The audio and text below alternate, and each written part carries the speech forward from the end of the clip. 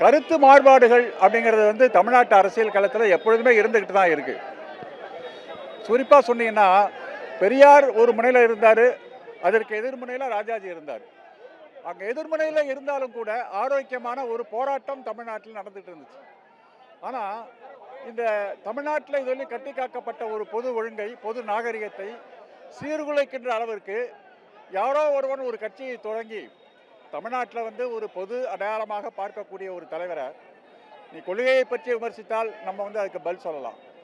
ஆனால் அவரை பற்றி சொல்லாத பொய்யான அவதூறுகளை பரப்பி அவருடைய பொது ஒழுக்கத்தை பற்றி இழிவாக பேசி அவருடைய பிம்பத்தை, அவர் மீது தமிழ் மக்கள் வைக்கின்ற அந்த மரியாதையை குலைக்க வேண்டும், சீர்குலைக்க வேண்டும் என்ற உள்நோக்கத்தோடு ஒருவன் பேச கிளம்பி இருப்பதை தமிழர்கள் ஒருபோதும் ஏற்றுக்கொள்ள மாட்டார்கள்.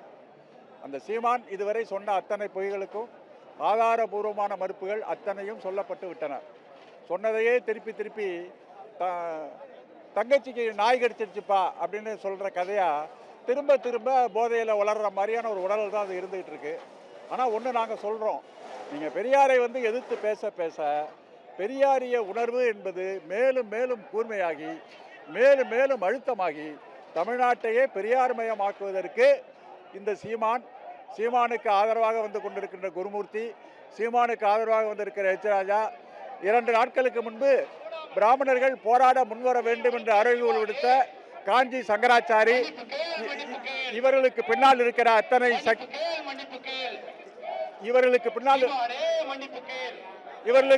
இருக்கிற அத்தனை சக்திகளும் இப்போது வெளியே வந்துவிட்டன. தமிழ்நாட்டில் இப்போது 2 அணி தெளிவாக உருவாகி இருக்கிறது. ஒன்று பெரியார் அணி, இன்னொன்று பெரியாரில் எதிர்ப்பு அணி. இதில் யார் வெற்றி பெற போகிறார்கள் என்பதை பார்க்க போகிறோம். இந்த சில்வெண்டி விஷயம்லாம் தமிழ்நாட்டில் எடுபடாதுங்க. இது ஒரு 4 நாள் 5 நாள் கத்துவாங்க, அதுக்கப்புறம் இந்த விஷயம் முடிஞ்சு போயிடும். இது ஒன்றும் பெருசாக இருக்காது.